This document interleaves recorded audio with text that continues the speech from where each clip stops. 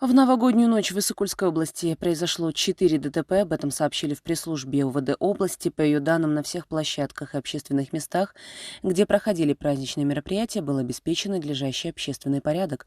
В ночь с 31 декабря на 1 января покой иссык-кульцев и гостей охраняли около 700 сотрудников милиции, свыше 100 представителей добровольных народных дружин.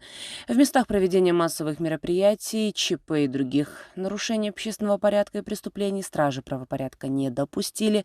В дежурных частях УВД и ОВД области было зарегистрировано 19 заявлений и сообщений о преступлениях и происшествиях. Также зафиксировано 4 ДТП, где в основном был причинен материальный ущерб. Усилиями милиции было раскрыто 4 ранее совершенных преступления. В настоящий момент обстановка в Иссык-Кульской области стабильная. Сотрудники милиции продолжают нести усиленную службу по охране порядка, пресечению и раскрытию преступлений.